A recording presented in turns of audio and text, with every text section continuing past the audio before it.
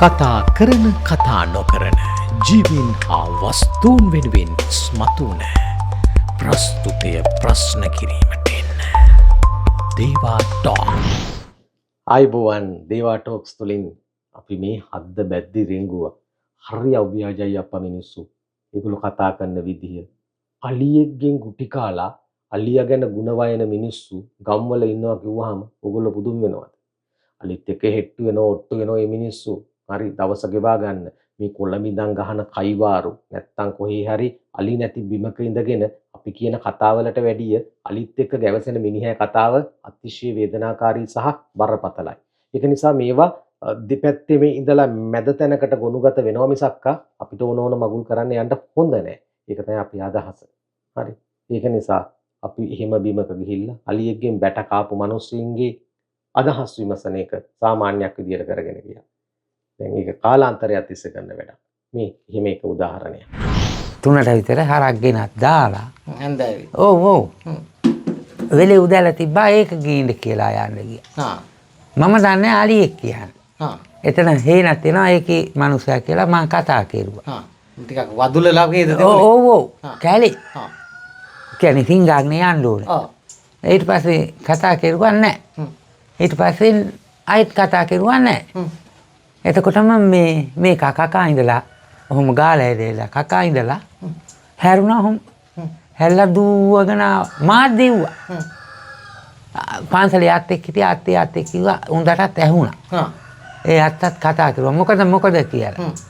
ඊට පස්සේ අලි ඇවිදින් පන්සලට පයින්ට තානකොටම අල්ලාගත්තා මෙතන.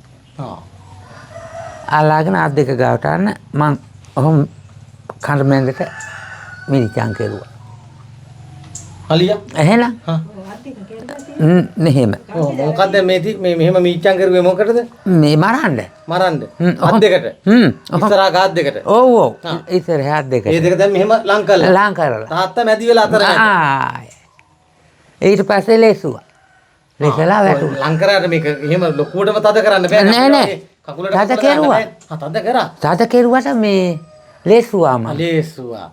ලේසනකොට මේ වායි ඔය වැඩකෝ එකෙන් අගල් කපලා තිබ්බා අගලට වැටුණා. පිනට. අගලෙන් ගන්න බැරුවයි කකුලෙන් පාගලා. ඊට පස්සේ මේක මොකද කරන්නේ? අතින් ගාන්න තැනුවා බෑ. ගත්තා කටේ තිබිලා හොඬ වැල. හොඬ වැලන්න ඔහොම කරලා අත දානකොට මේ එතකොට අත කැඩිලා තිබුණේ මේ අත.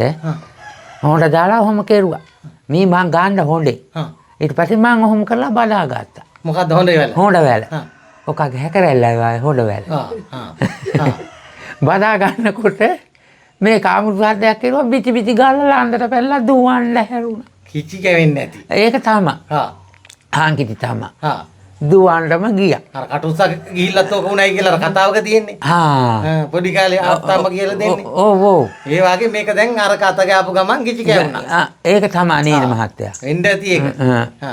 දුවන්න හැරුණා. ඒ දුවගෙන ගිහින් ඔය ගෙවල් ගානින් ඇවිදි මේ කවුද මහත්තයා නම? චන්දර මහත්තයා. එයා මෙහෙ ඉඳලා එයාලට දැල්ලා මට අලියා ගහලා කියන්නේ. ආරංචි ඇවිල්ලා. මෙහෙ යනකොට එයාටත් එලවල. ඊට පස්සේ ඔහොම පැනගෙන පුතයා ගෙදරකට පැනලා. පැනලා එහෙන් බේරිලා. බේරිලා තමයි මිනිහත් ජීවිතේ ගලවා ගත්තා. තාත්තා එතකොට තාම අර කාණුව ඇතුලේ දොයි. ඔව්. කවුරුත් දන්නේ නැහැ. දන්නවා. අර පන්සලේ ගිය අත්තා. ඔව්. ඒ අත්තා කෑ ගහලා කට්ටිය එවලා. හාඳුරු නමත් එවලා.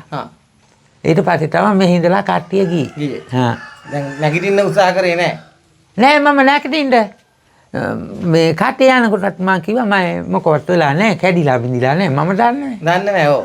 මේ හිටපල්ලා මම තාලා මට වතුර ටිකක් ගෙනත් දියල්ලා කිව්වා. එච්චරයි. අනේ නැගිටින්න තානකොට කකුල ඔහෙ යන්නේ. කකුල දෙකට කැඩිලා. මේ කීරි පැනලා. ඔහට යනවා කකුල අපේ මයි කකුල කියනවා. ඉතින් මොකද කරන්නේ? ඇට පැනලා මෙහෙම ජීවිතේ. ඔව් මෙහාට ඇට කෝටුවක්. පටේ විපුරුවා වාගේ. අපේ මයි කකුල කියලා. දුකක් හිතෙනවනේ මහත්. කකුල් කටේම විතරයි. ඔව්. අනිත් දකුණු විතරයි වමේ නෑ. නෑ. හැම විතරයි ඉතුරු වෙලා තියෙන්නේ. මේ පෑගිලා පෑගිලා මේ හරියට. ඔහොම. මේ මෙහෙන් පැනලා තිබ්බට කෝටුව. අය මෙහෙන්. හා. එතකොට දැන් ඔය අලින්ගේ මේ ගෑවුනහම මේ හැම නරක් වෙනවා විස තිනවා එහෙම කියන්නේ. එහෙමද දන්නේ මහත්තයා. තුවාල වෙනවා ඔව් ඔව්. හා. ඒක තමයි. එහෙම ගතියක් තියෙනවා. මම පෙලක් එහෙම වෙච්ච අය කියලා තියෙනවා ඔයගොල්ලන්ගේ. හා. ඒක තමයි. ඔව්. හරියට විස මේ පිට දානවායි කියලා. විස. හා. දැන් ඔය මුලින්ම උනාමද ඔය අලිය? ඔව් ඔව්. ඊට ඉස්සෙල්ලා එහෙම ප්‍රශ්න වෙලා නැහැ. නෑ. ඔයම තමයි. ආ. මම දන්නවා ඉතින් ඔතන දවාලේ අලියෝ ඉන්න මම කියන්නේ. නෑනේ. නැත්තම් ඉතින් කතා කර යනවා. යන්නේ. වෙනද රඳලා නැහැ ඔතන. නෑ. එදා රෑ ඉඳලා කාලා තියෙනවා. එතන වටක් තියෙනවා. ඒ වටේ වැටක් කඩලා. වටේ වැට කඩලා කොට දාලා ගිහින් තියෙනවා. මේක මෙහෙම පදිංචි වෙලා ඉන්න එකෙන්ද නැත්තම් මේ එදා මේ ඇවිදිනවා. ඇවිදිනවා. පදිංචි වෙල් නැහැ. ඇවිදලා කනවා. ඕ මේ දවස්වල නැහැ. පුතේ ඉන්න සද්ද කරන්න තියෙන්නේ. මේ ඒකයි. දැන් මේ මෙතෙන් දැත්තාව. ඊට පස්සේ ගෙවල් දෙක මැද්දෙන් ගියා. හොයන් එනවා. හොයන් ඇවිල්ලා. නෑ නිකම්ම. නිකන් යන්නේන ගමන් කට්ටිය. ඔව්. ඔහෙන් ඇවිදින් කොහොම ගිහින්. මෙතන ගහලපු ගහක් තිබ්බා ඒකත් කැඩුවා. දැන් තාත්තා අවුරුදු 4කින් පස්සේද ගියේ දැන් හරක් බලන්න අලුතෙන්. ඔව්. දැන් කැලේ රූටනකොට බය හිතෙන්නේ නැහැ. මේ දැනුත් හම්බ වෙනවා. පෙරේ දන්නේ පරම් දපස් දෙන. නෑ. ඔව්. රාංචුව. ඇටයි අනික වටේට කනවා. ඇටත් කනවා. අපි හුඟ වෙලා මාත් බලාගෙන තව මිනිස්සෙක් ඉන්නවා හේ. අර පොඩි ඇතාද ලොකු එක. කනවා ඔතන වැවක් තියෙනවා වීර වැව කියලා. ඒකේ. සෙල්ලම් කරනවා. ඒක ඉතින් දිහා බලනකොටත් දුකකුත් හිතෙනවා. හිතෙනානේ. එන බලන් ඉඳිතේ බෑ ගන්න. එහෙනම් අනේ මේ සාතුනේ මේ අපට අපරාධ කරන්නේ කියලා. උන්ටත් අහිනියට අමාරුවට වෙන්නේ නේද? ඒක හේන්තියට වෙඩි කාලා රැක් කරනවා. අපේ වෙඩි කනවනේ. කොච්චර වෙඩි තියනවද නේද? ඒකනේ. මේ උන් අර සෙල්ලම හොඬවල් වලින් ඔය කර තාත්තා ඉතින් හරත් ටික දිගේලි කරලා ඔය බලන්න හිටියා. අලි නැටුම් ඔව්. වන්නම බලනවා. ඔව්. ගජ්ජගාවන්න. පස් දෙනා. තාත්තා කරු කරනවා හැබැයි අනිත් අලිනේ. ඔව්. මේක ඇතා මේ ඔහොම කනකොටත් කීවා වාගේම මනුස්සය රකින්නවා යනවනේ ඉස්සරහට. මොකද ආරස්සාවට ඉන්න දෙපැත්තෙන් නේ. ප්‍රභූවරයට ගාඩ් එක දෙනවා වගේ. එහෙලා. දැන් මෙතනලා අතෙන්ද ටිකක් මගහැරියත් මේ විදිහට අස්තෙන්ද යනවා. ගිහිල්ලා දෙපැත්තෙන් හිට ගන්නවා. ඔව්. ඔය වෙඩි තියයි මරයි කියලා. ඒකගේ දල කෙටි දිගයි. මේවා තේක වත්තක් තියෙනවා. ඉතින් තේක වත්ත මම අපේ ගාලා තියෙන්නේ. මම බැරිකොට තේක ගහේ මේ හරියක් විතර හැම ගහලා පොතු ගාලා. දල පාර වැදිලා. මම ඒත් අපේ අක්කයි පුතාට කිව්වා මහත්තයෝ මේ ඊට පස්සේ කිව්වා ඇතා ඔය කියලා. දැන් කියපු දේවල් වලින් ඕගොල්ලන්ට වැටහීමක් එන්නේ නැති කොයි වගේ කෙනෙක්ද මේ මිනිස්සයා කියලා. නේ? ඇත්තටම මේ අය ජීවත් වෙන්නේ බොහොම මාර්ගෙන්. හරක් පස්සේ ඇවිදින්නේ. ඒත් අච්චර අලිගොඩක ඉඳලා අලියගේ චර්යාව හොඳට තේරෙන්නේ නැහැ. එකක් බුද්ධියෙන් කියවල නැහැ නැත්නම් එහෙම වෙනත් කරුණක් නිසා. ඇත්තටම අලියා එයාගේ චර්යාව අපිට ග්‍රහණය කරගන්න බැරි තරම් පුළුල් ලෙස ප්‍රසාරිත ලෙස ඉන්න සතෙක්. තේරුණා? ඒක නිසා ඔයගොල්ලෝ කල්පනාවෙන් අවබෝධයෙන් කොහෙ ගියත් යන්න ඕන. ඉන්න ඕන. අලිගොඩේ ඉන්න මිනිස්සු එහෙමනම් අලින්ගෙන් වියුක්ත බිමක ඉඳලා යන කෙනෙක් ඒවැය ගිහිල්ලා මේ රෑ රාත්‍රියේ වටේ පිටේ ගැන අවබෝධයක් නැතුව ෆෝන් කණේ ගහගෙන හත් කලම් කරන්න ගියොත් එහෙම අන්තිමේ මලකුණ තමයි අරන් ඉන්න වෙන්නේ. මේ ගැන පොඩි අවබෝධයකින් ඉන්න. දැන් බලමුකෝ යා මොනවද ඊළඟට කියන්නේ කියලා. දැන් අලියා ඉන්නකොට ගඳ එනවනේ. එනවා ගඳ එනවා. එදා ගඳ ආවේ නෑනේ. ගඳ එන්න මේ වැහි දවස. එතකොට එන්නේ. මේ වායේ වැස්ස. ඒකනේ. හැබැයි ඌට ගඳ යන්නේ නෑ මේ කතා කිරිල්ලෙන් තමයි ඔක ඔව් කතා කරපු ඉඳලා තමයි මහත්තයා. නැතු වෙන එකක් නෙමෙයි. නෑ. කතා නොකර ඒ වුණාට මම එතනින්ම යන්නේ ඉන්නේ. ඒ පාර තියනවා. මේ කාර පැත්ත බලාගෙන ඇදේ කකා හිටියේ මම මෙහෙන් ගියා. මේ වාගේ අර අඹ ගහ මොකද මේ බීච් ඇදුරේ. ඔහොම වංගුව තියෙනවා ආලියා උඩට යනකම් දන්නේ නෑ. දැන් මේ වන්දි කටයුතු කෙරුණා. රුපියල් 40000ක් දුන්නා එච්චර. ඔය අඬු කැලලට මදිනේ. ගාන්න තිබ්බා මේ කට්ටිය ලිපි ලේඛන දීලා නෑ. කවුද? අපේ පුතාලා. එතන පරහක් වුණා. නැත්තම් ටිකක් වැඩිපුර ඒක නේද? ඔව්. කාසි ටිකක් මිට මොලව ගන්න දෙවුණා. තිබ්බා. ලාස 3ක් විතර ගන්න තිබ්බා කියලා. දැන් කරන්න දෙයක් නැහැ නේ ඉතින්. නෑ. වෙලා ඉවරයි දැන්. ඊට පස්සේ මට කිව්වා පාඩියක් හදා ගත්ත හැකි පළාත් සභා මන්ත්‍රීගෙන් ගාවට ගිහින්. ඒ පළාත් සභා මන්ත්‍රීලාට දැන් පත්ති නැහැ නේ ඒගොල්ලන්ගේ කාලා සීමා ඉවර වුණා. ඉවරද? ඒවා ඉවරලා හුඟ කල්. ඔය ඡන්ද පොට්ටනියට ගියේ මොකක් හරි දාගන්න. ඒක රජේ කාර්යාලයට යන්න ඕන. ගිහලා AG ඔෆිස් එකට ගිහලා කියන්න ඕන. මෙයාලා කලංචිය. අර අස්වැසුම් මේවා මෙයා නැද්ද? නෑ. ඒවා කිව්වනම් ගාම සේවක ඇත්තෝ ඇවිල්ලා බැලුවේ නෑ. නෑ. හම්බ වෙන්න ඕනේ ඉතින් යාටත් රාජකාරී බහුල ඇතිනේ. නෑ ඉතින් ගන් තුනනේ තියෙන්නේ. ගන් තුන නම් ඔක බලන්න එන්න බැහැ. ඒකනේ. ගන් තුන.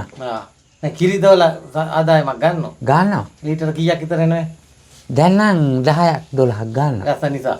නැත්තම් 8ට 5ට බහිනවා. නෑ. මේ වැස්සෙන් දැක්කම අඩු වෙන්නේ. වැස්සට අඩු වෙනවා. කිරි අඩු වෙනවා මොකද ගන්න බෑ ඉතින් ලෙහෙලා දාලා. ලෙහෙලා දානවා. මාඩනේ. 180ක් දැන් කිරි ගන්නේ. දැන් 200ක්. 200යි. එහෙනම් ඉතින්. 2000ක් විතර දවසට ගන්නවා. ඒකයි. ඒ ටික එතනින්ම බටවනවා. ඔව් එතනින් මාන්න යන්න එනවා.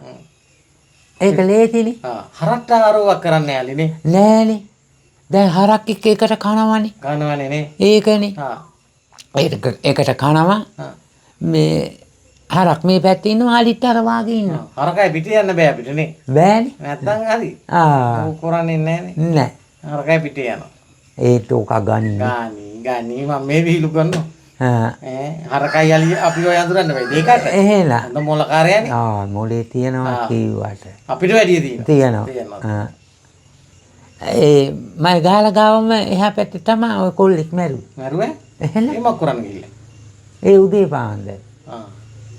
අලියා මෙහෙන් ආවා කොල්ලා මෙහෙම ගියා. ෆෝන් එකෙන් කතා කරා. ඕන්න හුටපටෙන් තමයි අලි නෙමෙයි. මේ කොළඹ ගෑනු මිනිස්සු මේක බලබලා යනවා. ෆෝන් ගාලා යකට පොළොවල හැපිලා වැටෙනවා. අර නළුවත් පොච්චි වල හැපුනේ. ඒකනේ මාත් එන හුරෙක් මේකනේ. අරකට හිත යනවා.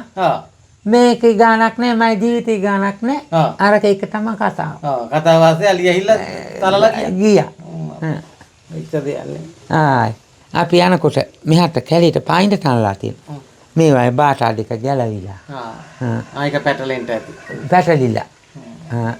ජීවිත තරුණ ජීවිතනේ. ඔව් තරුණයි කියන්නේ අවුරුදු 40යි. කලත්තන් දරු පැටවින්න පාත්තේ. අනේ අපේ ඔව්. කීරිසප්පේ.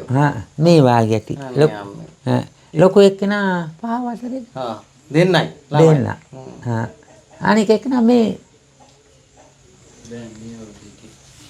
දැන් උඩ යනවා ඉතින් අම්මා තනියෙන් කර ගහන්න එපා පවුලට. එහෙනම් හැබැයි හම්බ කරලා තිබ්බා පුතේ. ඒක ලොකු දෙයක්. ඒකෙන් පොඩ්ඩක් හැල්ලු වෙනවා. නමුත් ඉතින් පිය උණුසුම නැtei කියන්නේ ලොකු ප්‍රශ්නයක් නේ. එහෙනම් රැකවරණේ අරවා මේවා මොකවත් නැහැ. කොච්චර බූදලි තිබ්බත් නේද මහත්තයා. එහෙනම් උංග කයියක් ගැහුවා. ඔව්. ආයි සංසාරේ කවදාවත් අලි කරන්දර වෙන්න හොඳ නැහැ. හොඳ නැහැ. මෙහෙම වුණාට. අලි එක තරහ නැහැ නේ අපේ නෑ. මොකද තරහ වෙන්නේ? තරහ වෙන්නේ. නරකට නපුරට හිටියොත් එහෙම අලියා නිකන් අපිටත් පරහට ඉන්නවනේ. ඉන්නවලු.